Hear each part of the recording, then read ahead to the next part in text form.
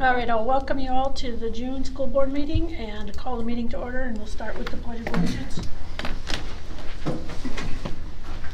Pledge allegiance to the flag of the United States of America and to the republic for which it stands, one nation, under God, indivisible, with liberty and justice for all.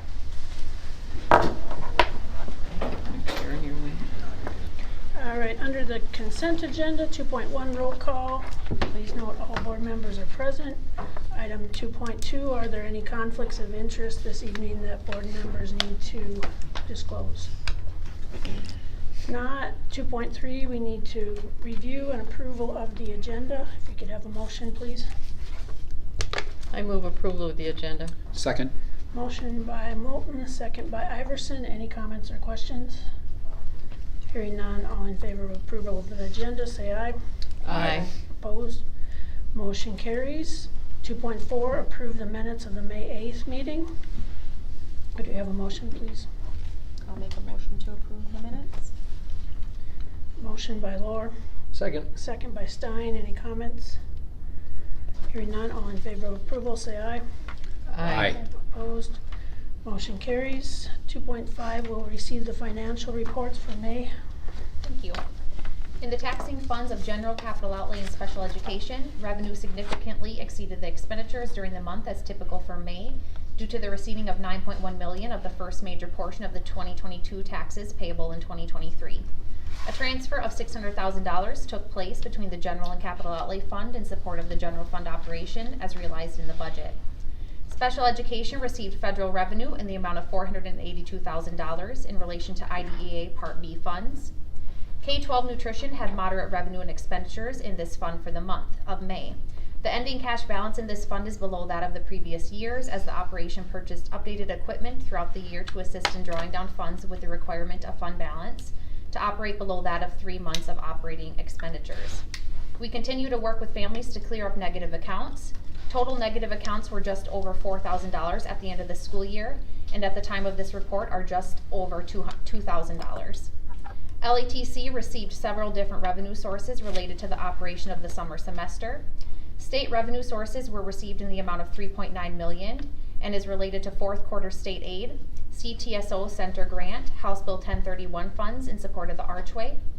Federal revenue in the amount of $445,000 was also received in support of MTS federal aid and Title II Perkins.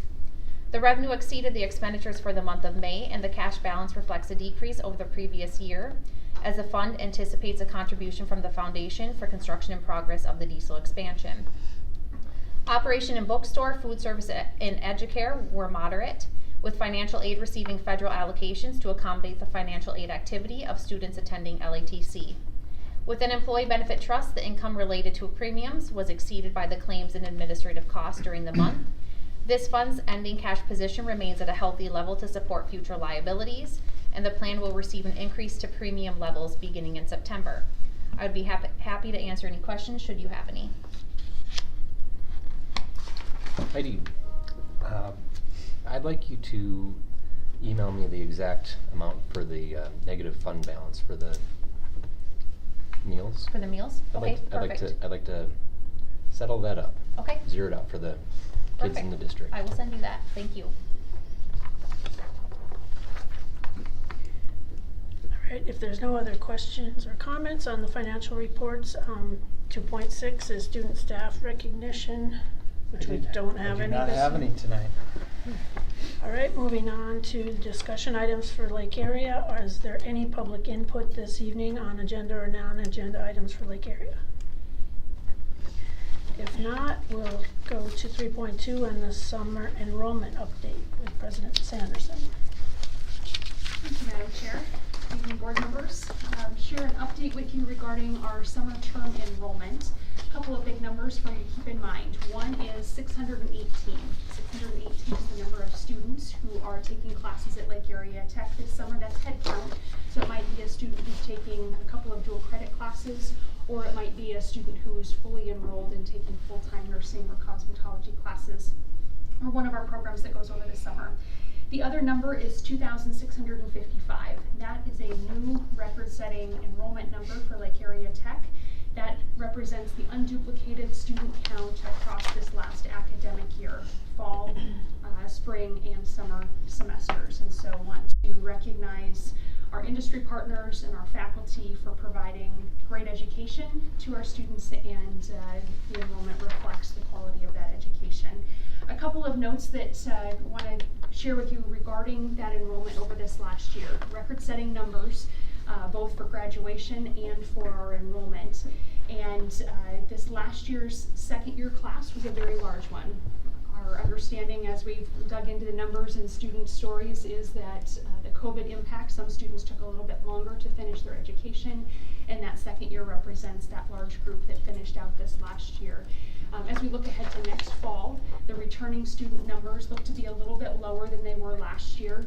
Our enrollment projections are looking very strong for our incoming freshman class. Of course, we won't know exactly how any of those shake out until September gets here and the census data arrives. So numbers that we'll be watching as we go forward. A couple of things about the history of our enrollments. Over the last 10 years, as the reduced tuition dual credit program has been in place, that has continued to grow, as you all are familiar with. Of the 2,600 students in this year's Lake Area class, just over 600 of them were dual credit students, so a good portion. Based on the last 3 years, 24 to 27% of them will become Lake Area Tech students in our fully enrolled programs. So though dual credit isn't our main mission, that's really important work that we make sure our students have a great experience in the dual credit programs and go on then to become Lake Area Tech students. Strong economy, strong workforce opportunities. Many colleges across the country are seeing decreased enrollments, and Lake Area Tech has certainly seen the opposite of that. And again, just really grateful to our industry partners and our faculty for ensuring that students have great educational experience and a high return on their time as college students here. So Madam President, I'll stand by for any questions should the board have any. Okay, if there's no questions on the summer enrollment, we'll move to the action items for Lake Area. And first of all, personnel, 4.1.1, the retirements. I'm working board members from the blue sheet with updates for today's board meeting. You'll see a recommendation for one retirement of our CDL instructor for your consideration and ask for your approval. Okay, could we have a motion, please? I'll make a motion to approve the retirement. Second. Motion by Lohr, second by Stein. Any questions? All in favor of approval, say aye. Aye. Opposed? Motion carries. 4.1.2, the resignations. Before you for consideration are 4 resignations of staff members at Lake Area Tech, and ask for your approval of those as presented. Okay, motion, please. Move approval of the resignations. Motion by Stein, Second. second by Lohr. Comments or questions? Hearing none, all in favor of approval, say aye. Aye. Opposed? Motion carries. And 4.1.3, the contract recommendations and addendums. Before you for consideration are recommendations for full-time staff of 4 individuals, 2 increases for faculty who have been on board at Lake Area Tech and have gotten additional credentials. There are 2 temporary part-time recommendations, 24 adjunct contracts for your consideration, and 2 curriculum contracts. We seek the board's approval as presented. Okay, motion, please. I move approval of the contract recommendations and addendums. Motion by Stein, Second. second by Lohr. Comments or questions? Hearing none, all in favor of approval, say aye. Aye. Opposed? Motion carries. We'll move to the property items, and 4.2.1, consider custodial services bid. First for your consideration is the custodial bid for the southern part of campus and our aviation program for this next year. It went out to bid. The low bid met all the specifications, so we ask for your approval of the custodial cleaning services bid as it's presented before you for ATS facility services at just over $222,000. Motion, please. I move approval of the ATS facility services bid as presented. Motion by Moulton, Second. second by Iverson. Questions or comments? When you say the southern half of the campus, is that from Arrow Avenue South? That's correct. Okay, thanks. Any other questions? If not, all in favor of approval, say aye. Aye. Opposed? Motion carries. 4.2.2, consider the change order number 3 for the diesel expansion project. Perfect. Yes, the proposed change order consists of 3 modifications to the project in the amount of a $17,231 increase to the contract. A majority of the increase is to reinforce structure that is required in the dyno room based on the addition of the new shop. That structure is already included in the project scope, but an oversized hood has been added that must be removed to accomplish this work. This scope removes and reinstalls the hood as well as the roof drain pipe and sprinkler pipes in that space. The construction contingency was approved at $388,000, and the change order adjusts the remaining contingency to $316,325. The contract for this project is adjusted to $7.8 million. We have a motion, please. I move that we accept change order number 3. Motion by Iverson. Second. Second by Moulton. Any comments or questions on the change order? If not, all in favor of approval, say aye. Aye. Opposed? Motion carries. 4.2.3, authority to bid equipment. Thank you, Madam Chair. So before you is a request for authority to bid equipment related to the equipment grant we received from the Governor's Office of Economic Development. This grant will total over the next couple of fiscal years more than $4.7 million in grant funds from the state. We're required to match that by at least 1/3. So the total package together, based on our match projections, will be over $8 million of new equipment across programs at Lake Area Tech. And the authority to bid document in front of you would allow us to go forward and bid out any other equipment purchases that are scheduled to be purchased in FY24 that are over the $50,000 threshold, or like items where we'll be, as an example, purchasing several engines across different programs. I'll stand by for questions. Okay, can we have a motion, please? I move that we approve the authority to bid for the items listed. Second. Motion by Moulton and second by Iverson. Any questions on those? Hearing none, all in favor of approval, say aye. Aye. Opposed? Motion carries. 4.2.4, authority to bid the aviation parking lot. Thank you, Madam Chair. This is a project out at the aviation program where we need to resurface the parking lot. We're anticipating, as you can see in the notes, that project will be somewhere around $285,000. We'll go to bid this summer and work with contractors in the bid process to determine when that project can be completed. Stand by for questions. Could we have a motion, please? I move the authority to bid the aviation parking lot be approved. Second. Motion by Iverson and second by Moulton. Any comments or questions on that? Where exactly is that parking lot? Is it the one on the street side, or the quote street side of the airport? So Of the building, I should say. yeah, so we've got parking lots out by the maintenance building and at the old terminal, and so looking at those parking lots and making sure that we resurface so that it's a smooth surface for students and faculty. Okay, we have the motion and the second. All in favor of approval, say aye. Aye. Opposed? Motion carries. And 4.2.5, authority to bid the roof replacement. Thank you, Madam Chair. So this authority to bid would help us to take care of some roofs in need of replacement that are currently over our welding and precision machining programs, and looking at a range of costs depending on how the bids come back to us, between $300,000 and $570,000, and of course we'll come back to you with the actual bid and recommendation for moving forward after those come in. Okay, motion, please. I move the authority to bid the roof replacement. Second. Motion by Moulton and second by Iverson. Comments or questions? If not, all in favor of approval, say aye. Aye. Opposed? Motion carried. Thank you very much. Thank you. All right, we'll move to the discussion items for 14-4. Is there any public input this evening on agenda or non-agenda items for 14-4? All right, come on. Tell us your name.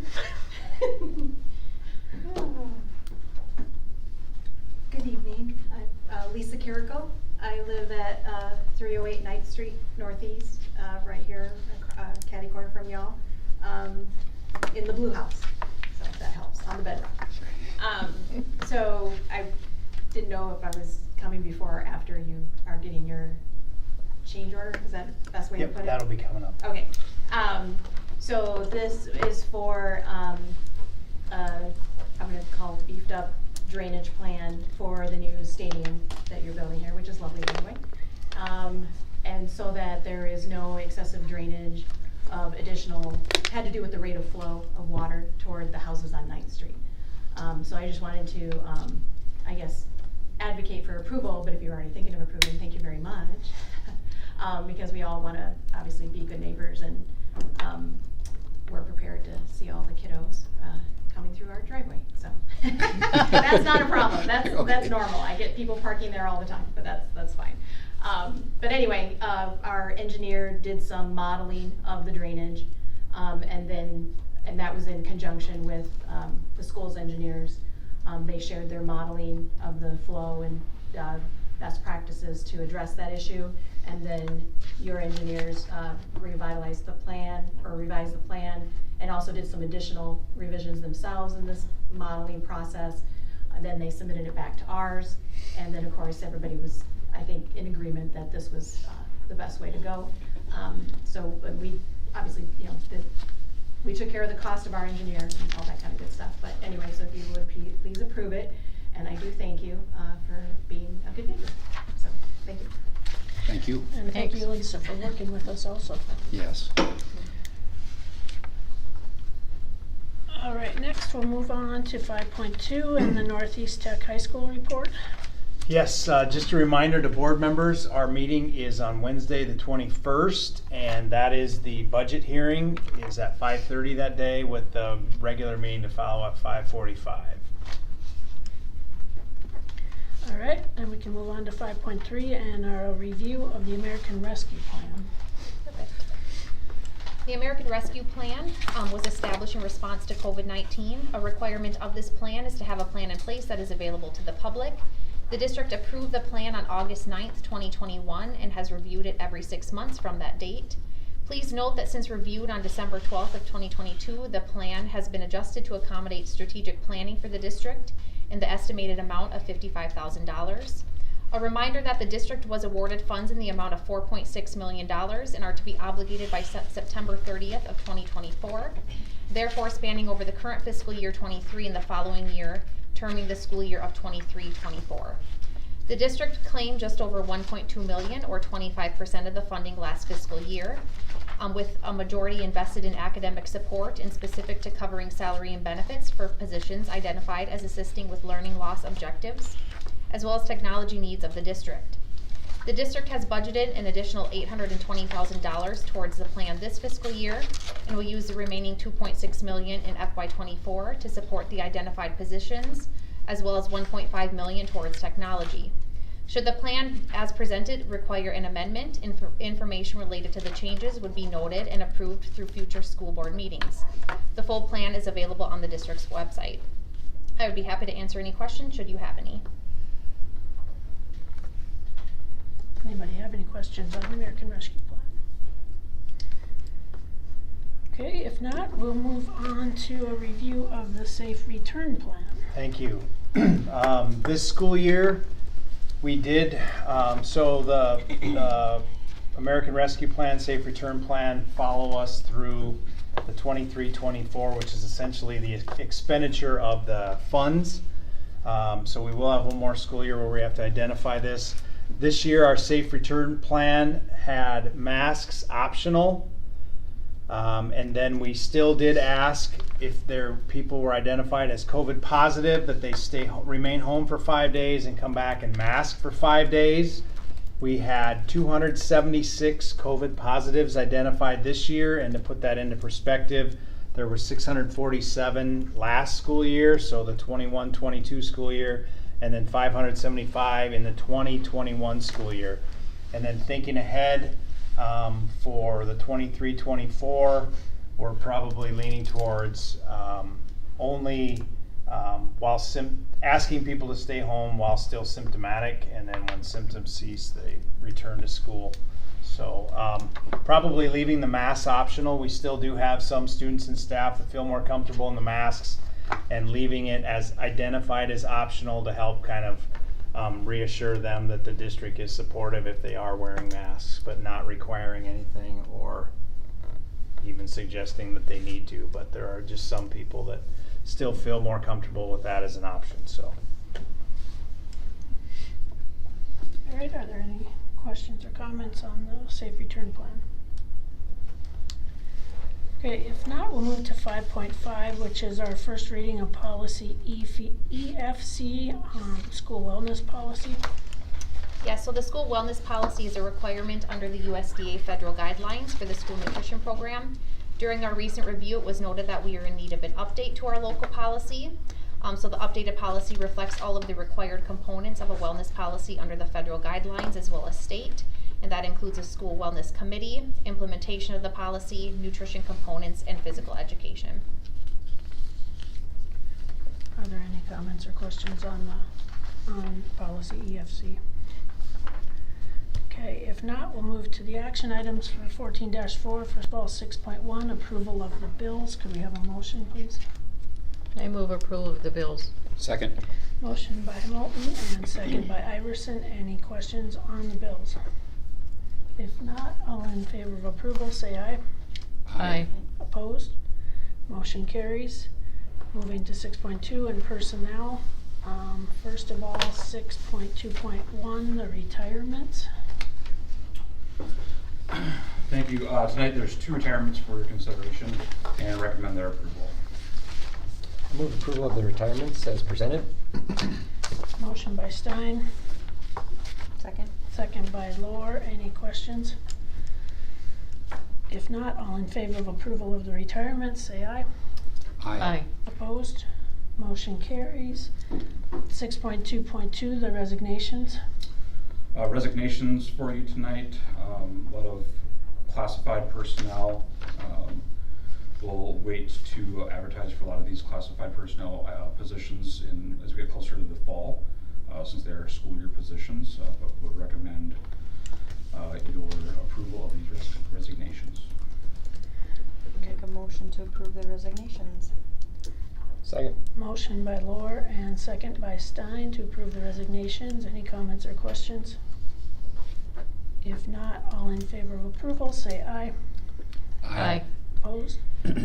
Motion carries. And 6.2.3, the contract recommendations and addendums. As you can see, we're getting closer to getting all of our certified positions filled for next school year.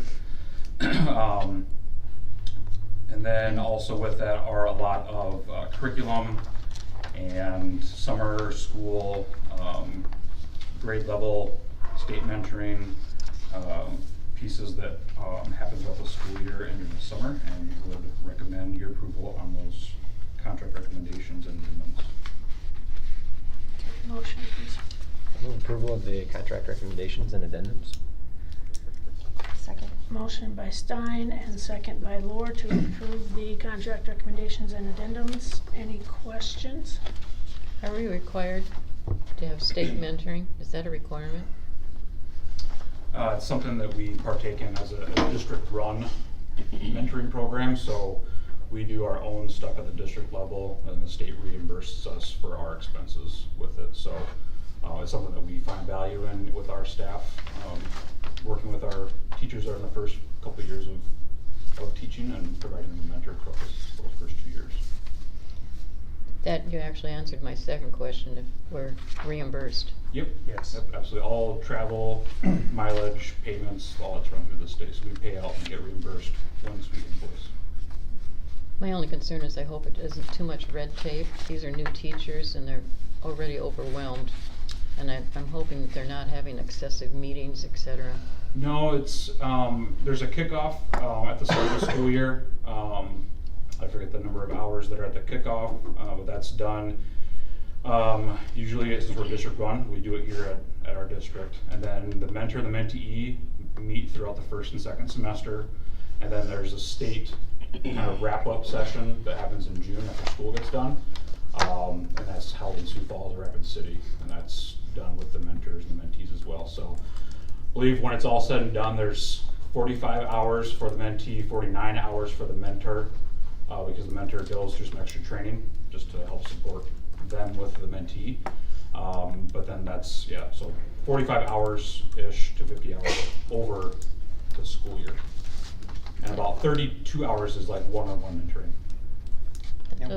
Sorry. Go ahead. I was gonna say, and when you see the list, Mm-hmm. that number of people went to the end of year mentor training on May 31st and June 1st. So that was what we were actually talking about when we were discussing the calendar, and some of the makeup days was the amount of people that needed to be absent if we'd had, school on those days. Yeah, that's actually half because then the mentees aren't listed there, but, Mm-hmm. so yeah, there's a lot of people who went to that. Thank you. You bet.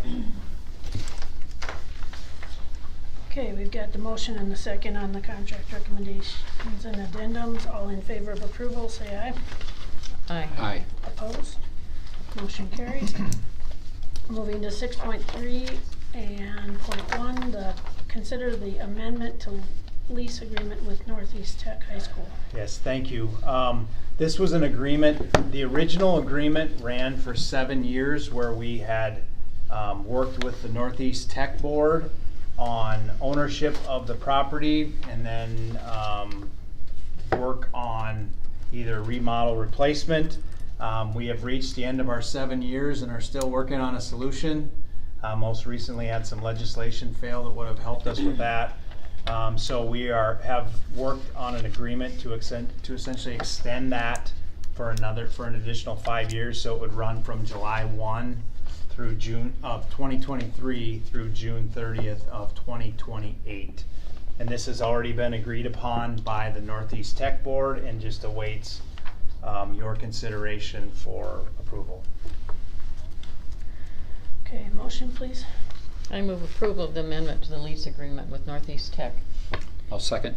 Motion by Moulton and second by Iverson. Any comments or questions on the amendment?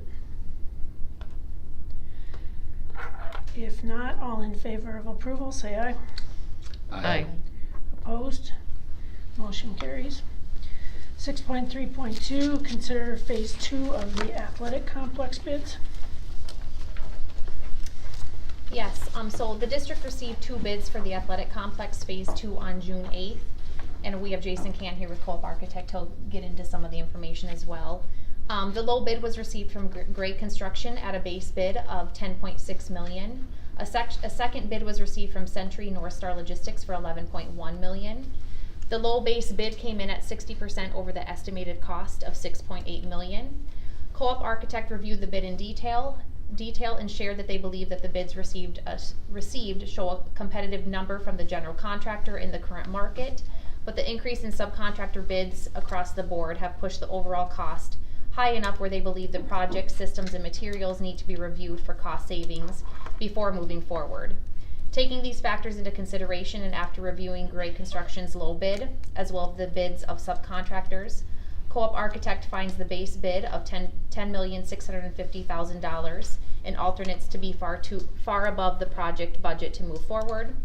While this is disappointing, it is a result of the unprecedented cost increases that the construction industry has seen over the last couple months. In discussions with the low bidder, many of the subcontractors are currently full, which has led to inflated bid numbers. Indications within the industry also suggest that we can expect continued high costs and potentially escalation through next year. The district will continue working with Co-op Architect and local contractors to evaluate areas for savings where we can align the facility within the budget while meeting the requirements of the district. And then Co-op had noted, well, we're not quite there yet, but we do look forward to completing this project. And I'll let Jason kind of take it from here of what it kind of looks like for our future plans and finishing phase 2 of the athletic complex. Yeah, thank you very much for giving me the time here. As Heidi kind of outlined there, it was a fairly disappointing bid opening. Obviously, it was quite a bit more than we had hoped for.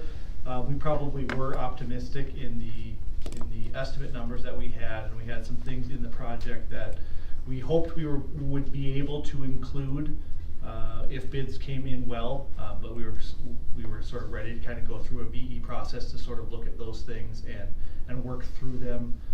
You know, if the numbers came in a little bit over budget, obviously we're several $1 million over budget, and you know, as a typical rule of thumb, you know, usually we can sort of value engineer about 10% of a project out. It might be a little painful, but we can usually get there. And as we kind of look through the numbers here on some of the stuff that we had identified, we probably think that is fairly feasible, that we could probably get to $800,000 or something like that without drastically sort of changing some of the scope and direction of the project. However, you know, with the budget numbers, we don't feel like that's a doable thing with what the budget we have, and we'll have to probably do a deeper dive into you know, some of these systems and what we have for programming and other ways that we can kind of try to save some money before we move forward with it. From a couple of the concerns, you know, obviously from a schedule standpoint, we were, with the bid that we went out for, we were hoping to have the grandstands and that portion of the work completed for fall of '24. We did have some feedback from some contractors during the bid process that was going to be difficult to achieve. Some equipment pieces like switch gear and some of those other things are actually over a year in lead time right now, which would have caused us some issues if we're moving forward. Obviously, if we're moving back, you know, with that timeline at all, there'll be adjustments in that kind of going forward. We probably would not have the grandstands in place until spring of '25 at that point. From an overall, go ahead. Do you have questions? No, I'm just thinking. Okay. From an overall timeline standpoint, we would probably suggest moving forward here over the next couple months. We would actually probably have a couple meetings here in the very near future to talk through some of those sort of value engineering items and some of those other places where we feel like we can try to save a little bit of money and kind of move forward with a project that fits better into the scope. I would think that process would probably take through July. We'd probably have a meeting here at the end of this month, and in July kind of move through some of those things. We would hope to probably present to you then again in August with, you know, whatever those revisions are, that sort of stuff, kind of talk through those things. And with approval from the board, kind of move forward from that point into another construction document phase in the fall. We would think that, and from what we've heard from contractors, that bidding in early fall would probably be optimal. Usually the end of the summer is generally a fairly tough time for some of that, because a lot of them are trying to finish, you know, there's just a lot of work going on, a lot of trying to finish up projects, that sort of stuff. It's usually kind of September, October, November when a lot of that starts to look for filling up schedule for next year, that sort of stuff. So we would probably try to hit that window as far as the bid window with the intent of getting some of those longer lead time items like that switchgear I mentioned, or the grandstands themselves, which are close to a year for those as well, ordered in the fall, with the construction start to begin in the spring of '24. You mentioned switchgear. Can you explain that? Yeah, so that's basically the components where you know, all the electrical stuff kind of comes in, gets tied into the boards and all that, and then gets distributed out into the buildings, all of that sort of space. So. And you said that's one of the things that has a long lead time. One of the items that was brought up, that was probably a year for lead time. We were told 50 to 52 weeks on this project. We actually just had another project where they said 60 weeks. So yeah, there are still a variety of things. You know, we had kind of talked through the grandstands previously in previous meetings about that being a longer lead time item. And that still is the case with that, but there are a few other items that were mentioned kind of during the bidding process that'll be things that we need to sort of work around and plan around from a schedule standpoint to make sure that we can get that stuff on time. What were the items that were more expensive than you thought? I know concrete has gone up significantly. Concrete was one of the numbers that was quite a bit higher, almost more than double what it had expected. And we do have a lot of concrete in the project. Obviously, we have all the footings and foundations associated with all the buildings, which is a lot of concrete in itself. We have the piers for all of the structural members for the grandstands themselves. We have a concrete kind of pad up there for the press box as well. But we also have, a very extensive kind of walkway all the way from from 3rd Avenue all the way kind of under the grandstand space. It's a pretty wide, kind of prominent pathway there. And we have that plaza area, and basically everything sort of wrapped around where that field house would be. So there's a lot of concrete, and that will be one of the discussion items that we have to sort of talk through is can we slim some of that stuff up? Can we maybe do some landscape rock or landscape, some other things in there to try to reduce that amount of concrete a little bit. Our masonry number came in pretty high as well, which we did. We have a lot of masonry, and it's a very, very solid, durable product. The buildings themselves are very, they're designed to last. They're very high quality buildings, so they did have a masonry interior and exterior veneer, very durable. But that's one of the areas that we can also probably look at, maybe trying to find some cost savings and doing stuff a little bit differently with those. Our electrical number was a good chunk higher than we had hoped it to be. So we'll work through some of those as well. We can probably look at some lighting things, what the styles of lights that we have, a few things like that. So, and we did have, in that courtyard space, we have a lot of lighting in there, and we have some lightings that had some banners and things like that on it. So there might be some other options that we can save some money in there as well. The metal panels came in higher than we expected. We have, if you remember, the field house piece, and then the piece underneath the grandstands, we had some metal panels kind of wrapped around there. And then at the end caps of the grandstands, we had a perforated metal panel. On the south side, we were hoping to do a custom graphic one that actually had some some logo, the logo, and a kind of Watertown Arrows Athletics theme to it. That was one of the areas where we were hoping to be able to get that done, but we knew we could kind of pull that back if numbers came in higher, that sort of stuff. But I think we would have to relook at those materials because they came in quite a bit higher than we were initially expecting. Thank you. Yep. Okay, we actually need to do a motion on this. I move we reject the bids as presented. I'll second. Motion by Moulton and second by Iverson to reject the Phase 2 athletic complex bids. Are there any other comments or questions to be made?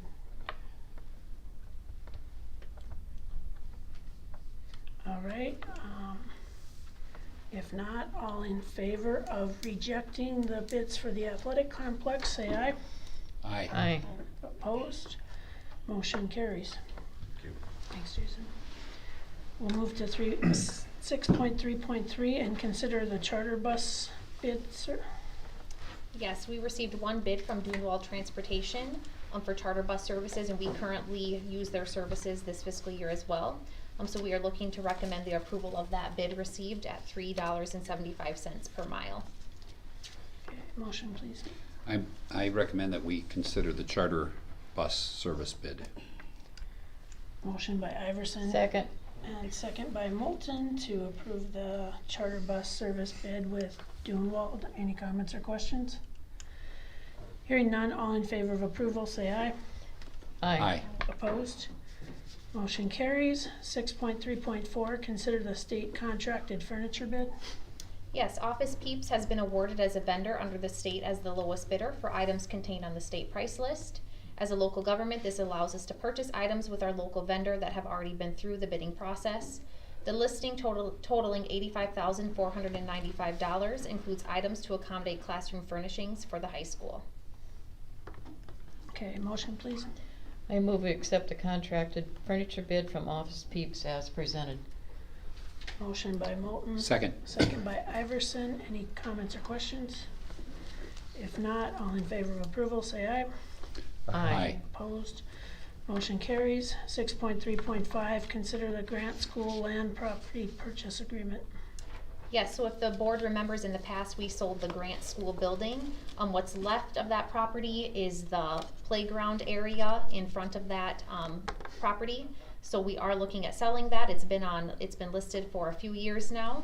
So it is recommended to approve the purchase agreement for the sale of the Grant School land in the amount of $80,000. Okay, motion please. I move that we consider the grant land purchase agreement as presented. Second. Motion by Iverson and seconded by Moulton to accept the purchase agreement for Grant School. Any comments or questions? Hearing none, all in favor of approval, say aye. Aye. Opposed? Motion carries. 6.3.6, consider surplus resolution. Yes, the surplus resolution is to sell a 2007 Chevy Suburban to Northeast Tech, as the district replaced with a new one this fiscal year, as well as dispose of or scrap a 1984 Chevy pickup that was previously used as a sanding truck, and it has the name of John Wayne. Don might have some information on that if you want to ask him later. Could we have a motion, please? I move that we approve the resolution for surplus property as presented. I'll second. Motion by Moulton and second by Iverson to approve the surplus resolution. Any comments or questions? Putting the Duke out to pasture. I gotta ask Don, where did that come from? How did it get the name? Just a really tough truck, and so it just fit. Okay. That's been around a long time, an 84 truck. All right, all in favor of approval, say aye. Aye. Opposed? Motion carries. 6.3.7, consider the transfer of ownership of the Garfield Field facility to Lake Area. Yes, this transfer of ownership is for the land and building of the Garfield property located at 216th 10th Street Southeast. This includes the purchase of the home address of 1014 2nd Avenue Southeast, as we purchased that home a few years back. This is in the amount of $1 million in that. So this is a district-owned property that will then just transfer ownership as a fixed asset from the K-12 side to Lake Area. Tiffany's here to support kind of what that looks like from their end and what their plan is for that facility. Thank you, Heidi. So we look forward to this transfer. As you all know, strong workforce is really dependent on available and affordable daycare. And currently Educare, which is Lake Area Tech's run daycare service and open to the public and our faculty and our students. This is an opportunity for us to expand daycare offerings here in the Watertown community, and happy to do that as part of the workforce efforts on Lake Area's work. In addition to expanding capacity, there's some real synergy here between providing daycare services in the Educare facility at Garfield and our programs that students are enrolling in. So as an example, our Human Services Tech program has a child development option within there. And having the Garfield facility and Educare allows our students in that child development program to spend time in a licensed daycare facility, potentially preschool in the future, and learn right there with our great staff. And other programs like our occupational therapy assistant program, this allows for clinical experiences very close to campus for our students. And so there's great synergy between the daycare offerings and the programs that we provide at Lake Area Tech. As Heidi mentioned, on the north side of the Garfield block, there's some land available there, with houses there at the present time. As we look down the road, interested in looking at that property as a development opportunity for potential student housing. That is not happening anytime soon. Those houses would stay in place as they currently are for the time being, but always looking at opportunities for how we can provide affordable housing in partnership with private developers close to campus. So I'll stand by for any questions. Okay, can we have a motion, please? I move that we consider the transfer of ownership to LATC of the Garfield facility. Second. Motion by Iverson and second by Moulton. Any comments or questions? If not, all in favor of approval, say aye. Aye. Opposed? Motion carries. 6.3.8, consider the contingency transfer for the athletic complex. Yes, so the approved contingency on phase one of the athletic complex totaled $113,929. The four change approvals total $112,731 change to the project, leaving the contingency at a credit balance of $1,197. The noted changes do not alter the original contract of the project, as the guaranteed maximum price reflects the approval of the $113,000 contingency. Okay, motion please. I move we approve the contingency transfer of the athletic complex as presented. Second. Motion by Moulton and second by Iverson. Any comments or questions there? If not, all in favor of approval, say aye. Aye. Aye. Opposed? Motion carries. And 6.3.9, authorize notice of appointment for school board election. Yes, action is needed for the appointment of the school board election workers for the election to be held on June 20th of 2023. Motion, please. I move that we authorize the appointment for the school board election. Second. Motion by Iverson and second by Moulton. Any comments or questions? If not, all in favor of approval, say aye. Aye. Aye. Opposed? Motion carries. And 6.4, we'll move on to some second readings of policies. And first of all, point 1 is GCLA, Instructional Staff School Day. Yes, this was edited for to reflect what had been a memorandum of understanding with our staff about a 3:40 leave on Fridays in exchange for a staff meeting outside of the 8 to 4 for 15 minutes each week. So recommend approval of that. There were no changes from first reading. Okay, motion please. I will make a motion to approve the GCLA staff day. Okay, motion by Lohr. Second. Second by Stein. Any comments or questions? If not, all in favor of approval, say aye. Aye. Opposed? Motion carries. And 6.4.2, which is policy JICK on harassment, intimidation, and bullying. Yes, this was introduced per our accreditation to make sure that we had in our policy that students may report bullying anonymously through the process that's established at individual school buildings. It was the anonymous reporting that we did not have reflected in our policy and brought forward for first reading. No changes for tonight's second reading. Okay, motion please. Move approval of the JICK policy as presented. Motion by Stein, Second. second by Lohr. Any comments or questions?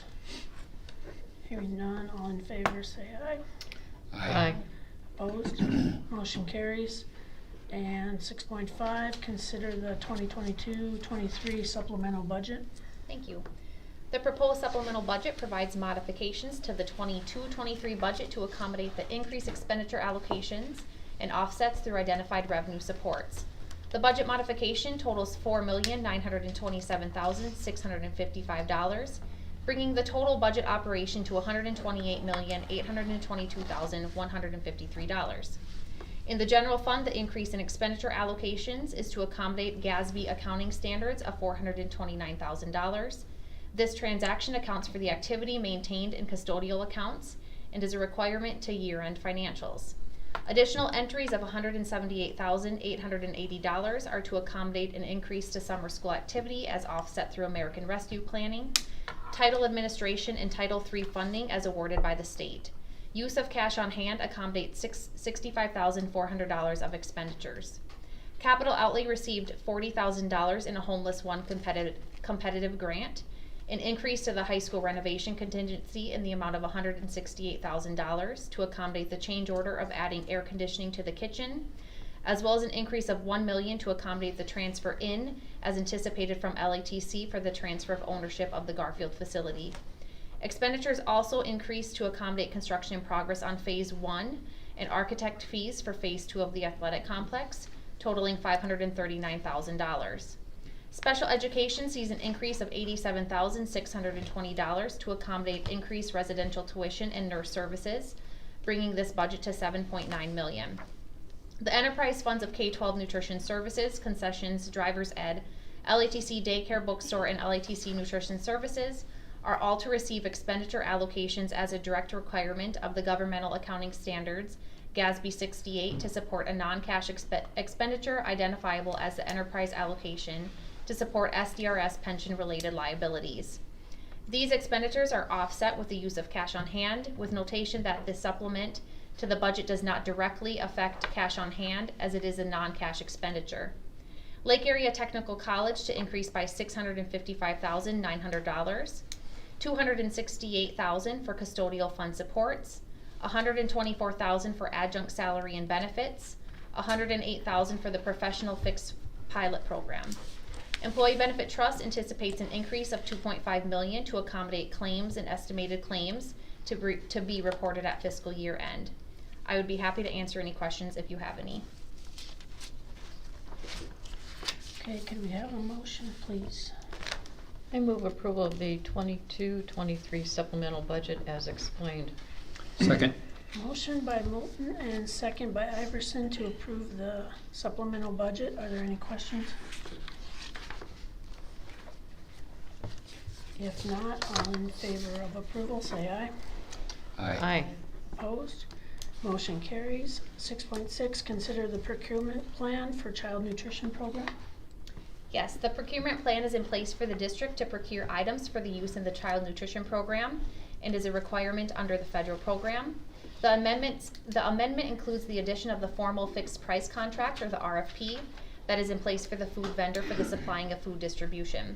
It is recommended to approve the procurement plan as described. Motion, please. I move that we consider motion 6.6, the procurement plan for child nutrition program. Second. Motion by Iverson and second by Moulton to approve the procurement plan. Any comments or questions? Hearing none, all in favor of approval, say aye. Aye. Opposed? Motion carries. And 6.7, approval of the special ed comprehensive plan. Yes, this is our yearly submittal of our plan so that we can participate in the federal and state special education programming, and shows our justification for how we are going to expend those funds. So. Okay, motion, please. I will make a motion to approve the special education comprehensive plan. Second. Motion by Lohr and second by Stein. Any comments, questions? Thanks to Dr. Heath and her staff for their work on this one. So. Okay, all in favor of approval, say aye. Aye. Opposed? Motion carries. And 6.8, our student enrollment requests. We do not have any open enrollment or 132810 for you tonight. All right, moving on to communications and 7.1, the administrative reports. All right, we mentioned school board election. So the joint city school board election is June 20th, 7 a.m. to 7 p.m. here in the Civic Arena. On the school board side, we have 3 candidates running for one spot: Rochelle Rossman, Michelle Shuddy, and Lana Simon. So vote for one of those 3.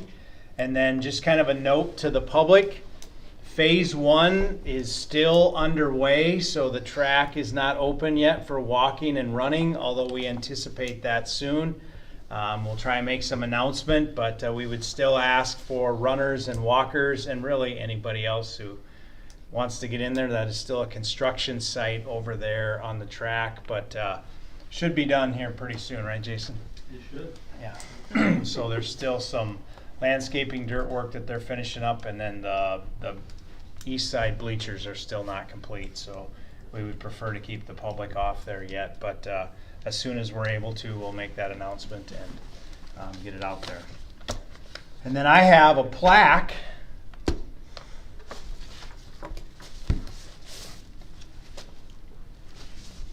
from the Watertown School District, presented to Tammy Reiber in gratitude for your dedication, devotion, and loyal service as a school board member from 2011 to 2023.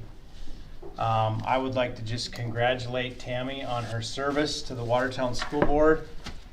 Just the things that I've noted about her is, for those that don't know, she is a trained educator. She has that heart that she brings and is just a genuinely kind person. I found her to be a student-centered board member, always on the lookout for more opportunities for our students. I appreciate that she's been supportive of the school system itself, and in particular for those of us who work on behalf of the taxpayers to help deliver education to students. She's always a staff advocate, I know that, making sure that our staff is well cared for, and her decisions reflect that in the conversations we have.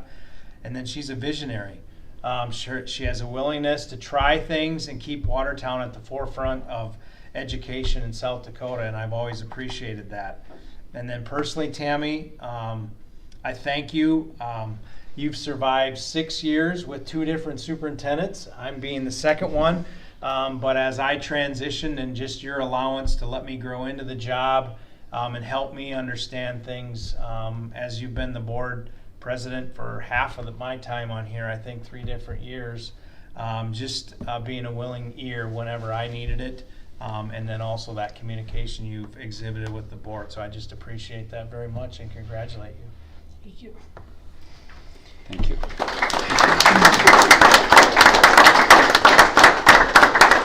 Heidi might have something for you too before you get to speak.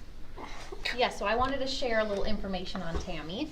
So Tammy has fulfilled 4 3-year terms on the school board, so that totals 12 years of service to the Watertown School District. So this is the second longest term a school board member has served on our board within our district. Of her 12 years of service, she has fulfilled the duties of school board president for 6 of those years, so half of her time she has served as president. Being as I'm a numbers person, I pulled 12 significant decisions, projects, etc. that Tammy has been a part of during her term. So in no specific order, here are 12 things. She helped lead the district through a pandemic. That was her favorite. She helped with assisting of building the middle school. She didn't actually build it, but she was part of approving that project. Started phasing on the athletic complex. Built the transportation center. Spent 144 Monday nights at a board meeting. Took part in the significant remodel of the arena. Shook hands with President Obama. Took part in the high school remodel. Happily attended 12 budget hearings. Accepted bids and saw work begin on the diesel expansion and archway complex for LATC. Handed out diplomas or took part in 12 graduations. And impacted thousands of students and families. So we thank you for your service. You're welcome. Well done.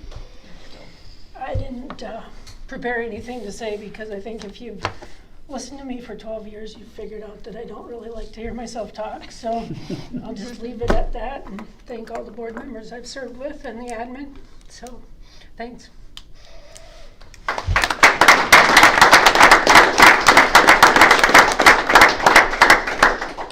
And with that, 7.2, is there any board report to the superintendent? If not, I'll ask for a motion to adjourn. I move we adjourn. Second. Motion by Moulton, second by Iverson, all in favor. Aye. Aye. All right, thanks everybody.